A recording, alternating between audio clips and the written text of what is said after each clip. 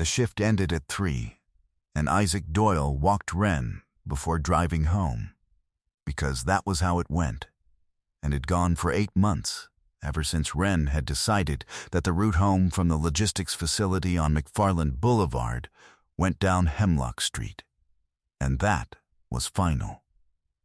Isaac had stopped arguing with Wren's routing decisions approximately 4 months into their partnership, which was when he had accumulated enough evidence to accept that the dog's reasons, whatever they were, tended to be better than his own preferences. Wren was a 5-year-old Belgian Malinois who moved through the world with the coiled, efficient velocity of an animal that had never once in its life done anything at less than full commitment. Not eating, not sleeping, not working, and not walking the post-shift route down Hemlock Street at 3 in the morning on a Tuesday in July when the Alabama air was still heavy from the day, and the streetlights made small yellow pools on the pavement, and the neighborhood was quiet in the way residential neighborhoods are. Quiet at that hour. She stopped, not slowing to a stop, stopping. One stride to 0, every muscle organized, her body a single pointed fact aimed at the front porch of the White House at the corner of Hemlock and 2nd. There were 2 men on the porch. One had his hand on the arm of an elderly woman in a housecoat and was pulling her through the doorframe. The other held a clipboard and a flashlight and was speaking in the practiced, procedural tone of someone performing an official act, or performing the performance of one. The woman was 84 years old and barefoot on her own porch, and her face, caught in the flashlight's edge, held the expression of someone who has been woken from sleep and is trying to understand what category of thing is happening to them. Isaac was across the street. Wren was already moving. What Isaac Doyle and his K9 stopped on that porch on Hemlock Street, and what they found behind the clipboard and the forged signatures and the name Crestline Property Group, would not only give Clara Odom back her house. It would become part of the evidence that ended a scheme that had stolen 11 homes from 11 families who had built their lives in this neighborhood over 50 years. Stay with this one. Subscribe if you're new. You'll want to know how it ends. Isaac had grown up in Birmingham, which was an hour north, and had come to Tuscaloosa for the work and stayed for the reasons people stay in places. The specific texture of a city that fit the inside of his life in ways that were difficult to articulate, but easy to feel. He was 32 years old and had served 2 tours with the 2nd Marine Division and had come home with the particular recalibration that service produces. The adjustment of a person who has been required to be fully present in difficult situations and has developed, from that requirement, a version of attention that does not entirely turn off when the situations become less difficult. He noticed things. Not anxiously, just completely. The way a room was arranged. The direction a door opened.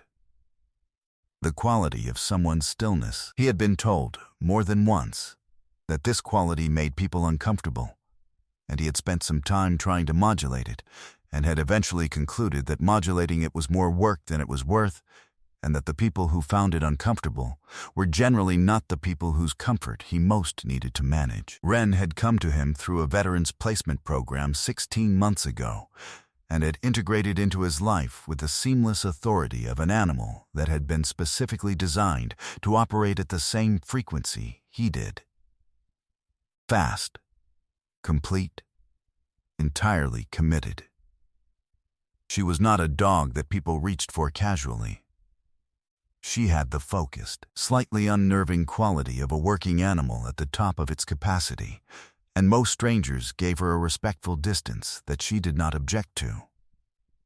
She did not need to be liked.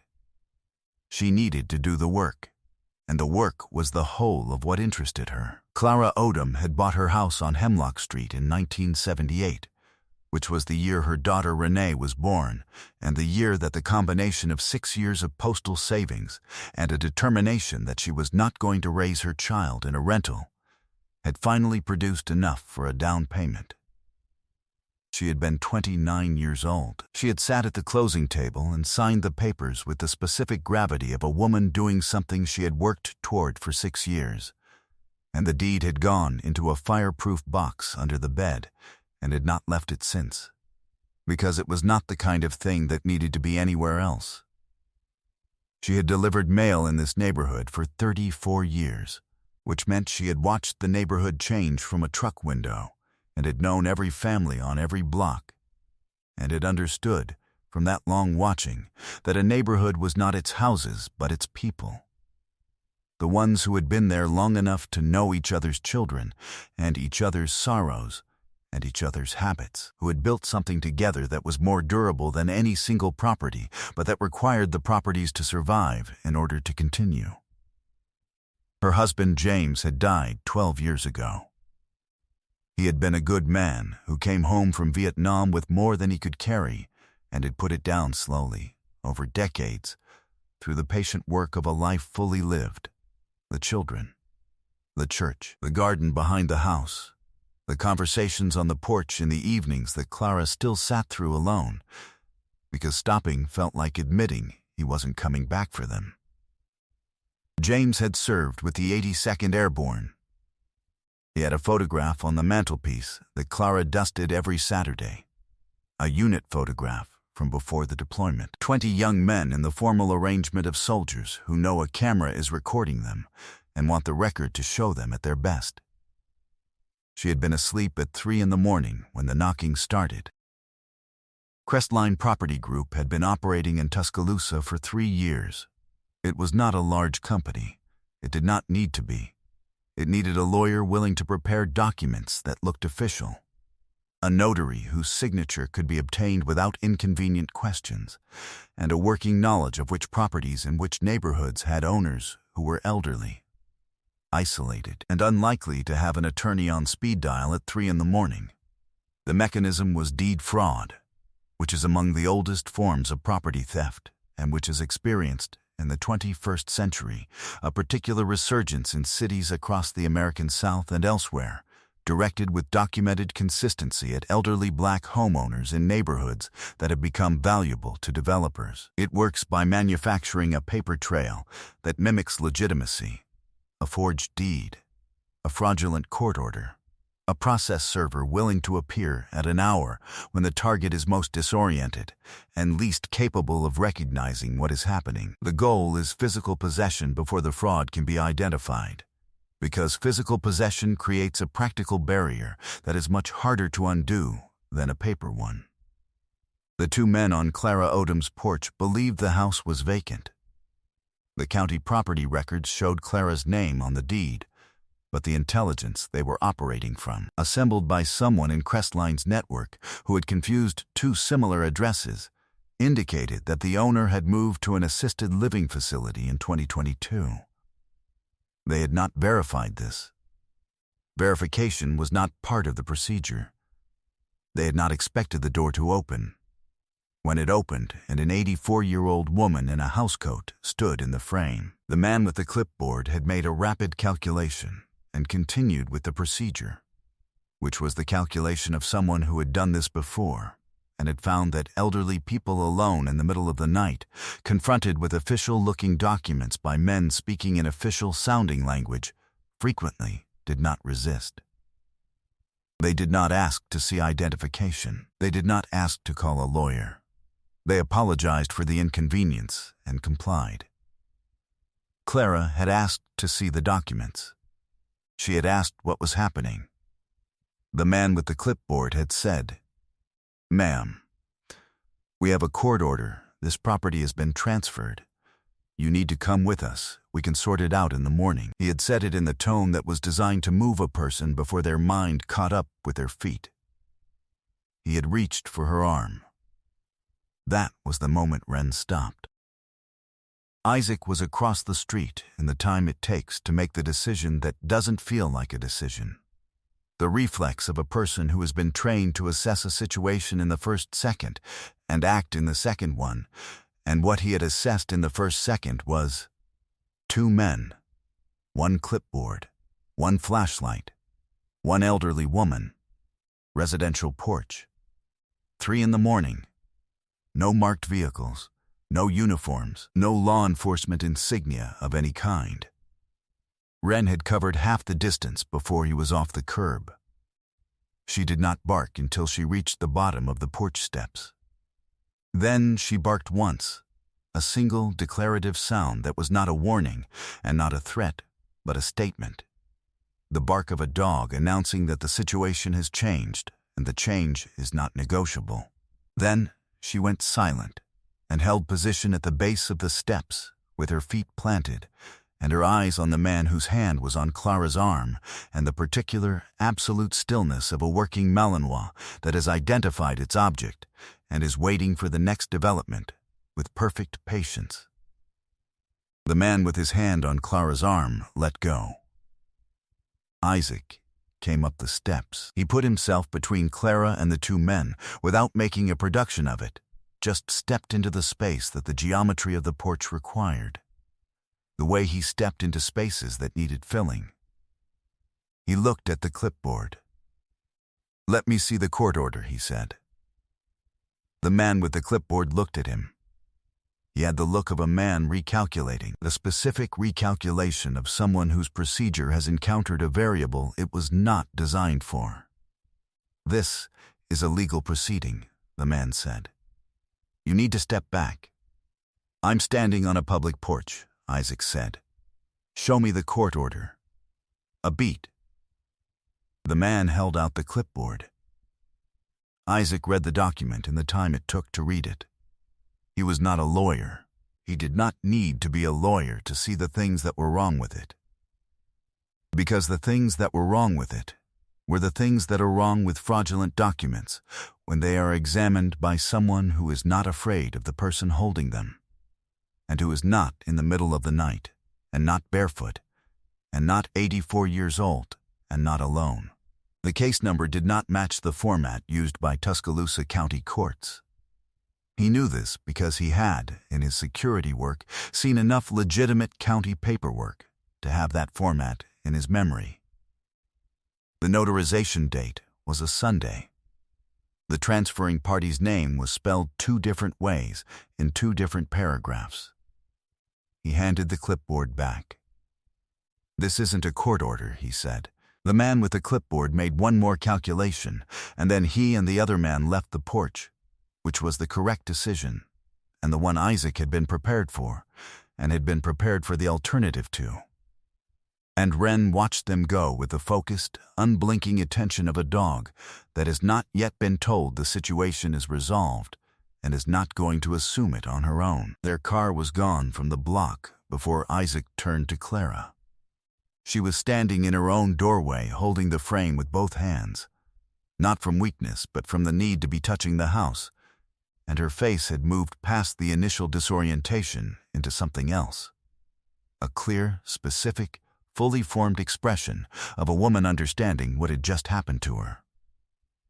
"Come inside," Isaac said. "Let me make sure you're all right." What moment would you have needed someone to stop?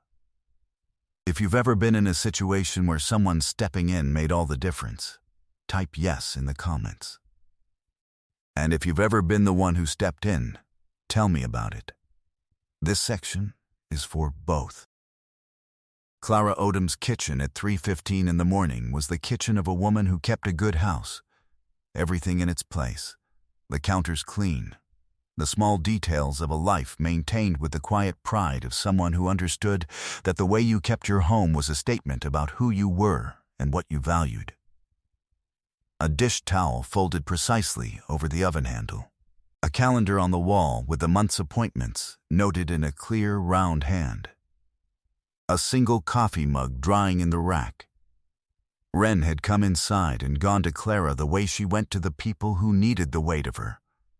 Lying across her feet under the kitchen table with her chin on her paws, her body warm and heavy and present. And Clara had looked down at the dog and then looked at Isaac with the expression of someone who has been frightened half out of themselves and is now, slowly and through the presence of a warm animal on their feet, coming back. Isaac called 911. He reported 2 men attempting fraudulent property seizure at this address, gave the car description he had, and gave his own name and position. Then, he called Renee.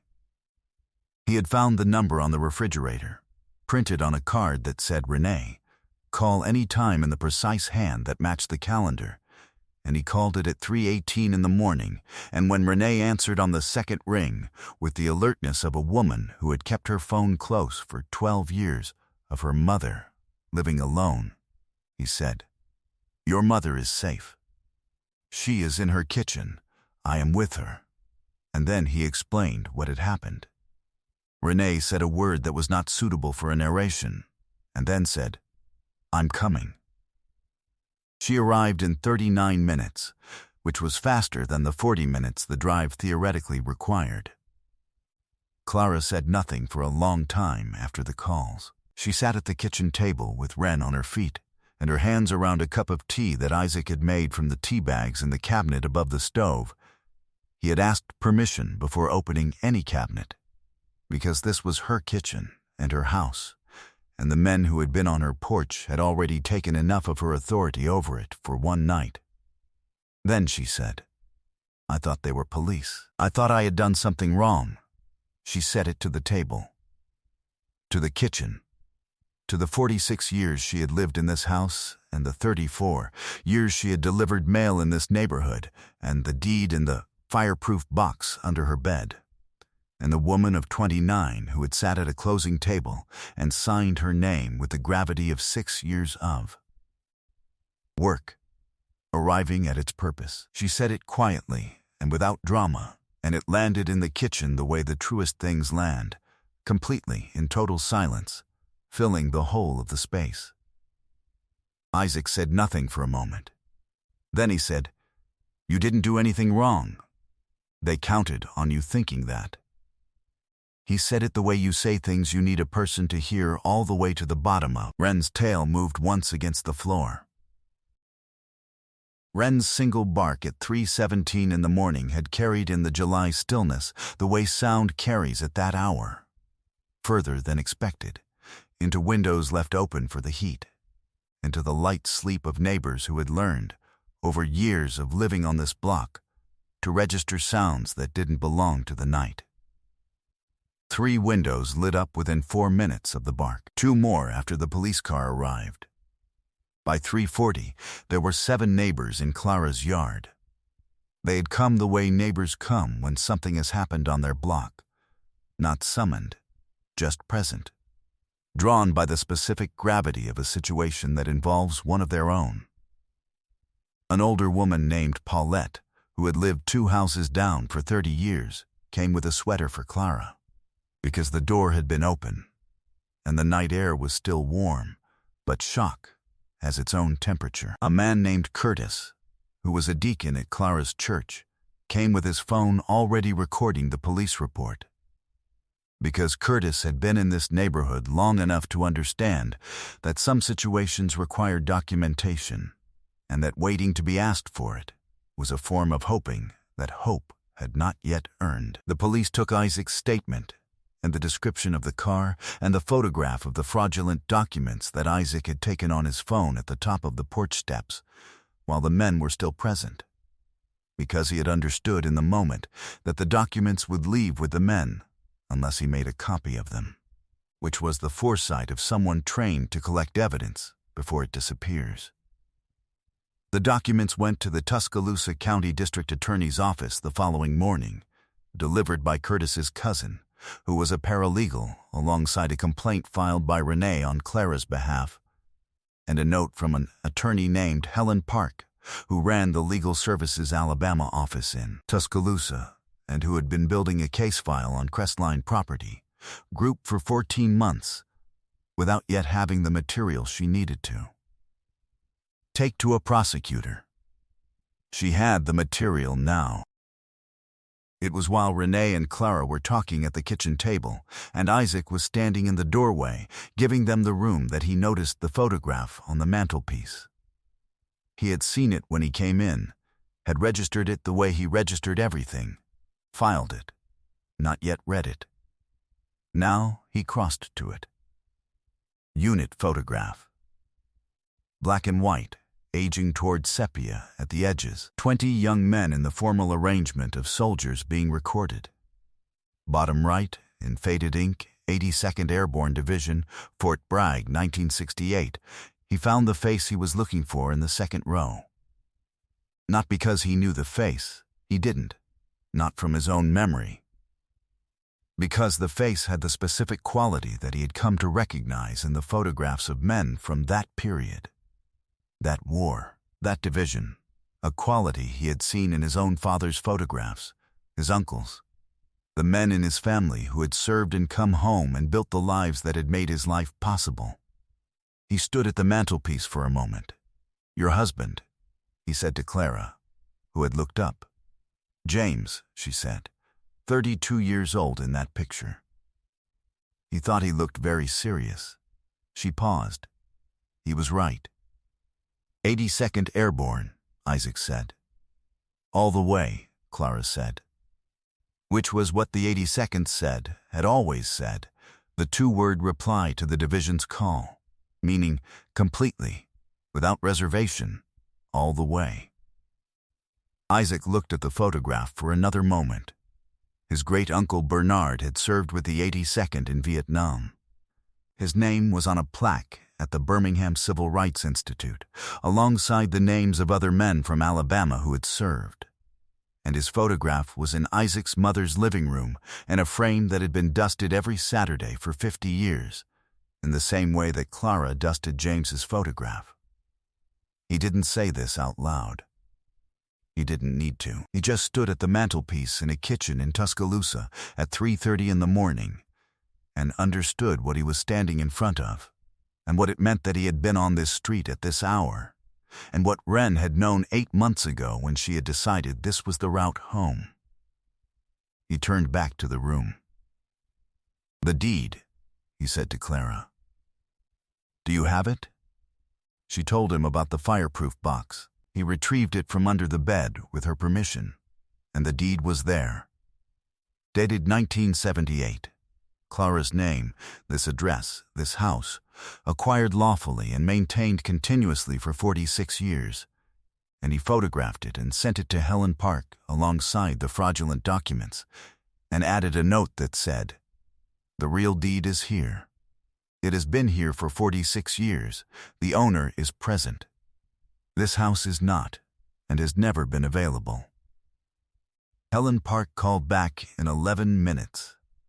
It was 4 in the morning. She was awake, which told Isaac something about Helen Park that he already suspected. She said she had enough. The Tuscaloosa County District Attorney filed charges within 6 weeks. Deed fraud, attempted theft by deception, criminal conspiracy, against the 2 men and 3 officers of Crestline Property Group. Helen Park's 14 months of case files, Isaac's photographs, Curtis's documentation, and the testimony of Clara Odom, delivered with the clear, round-handed precision of a woman who had spent 34 years making sure things arrived at the right address, produced a prosecution with no adequate defense. The scheme had taken 11 homes before Wren barked on Hemlock Street.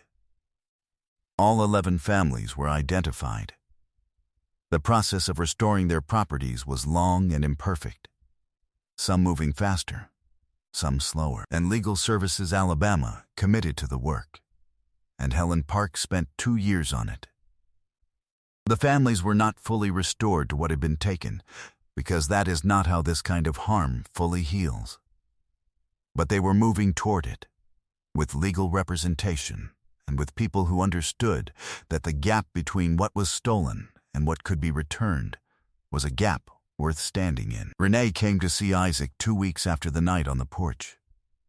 She came to the logistics facility at the end of his shift, which was 3 in the morning, because she understood that this was when he was available, and because the things she wanted to say did not want to wait for a more convenient hour.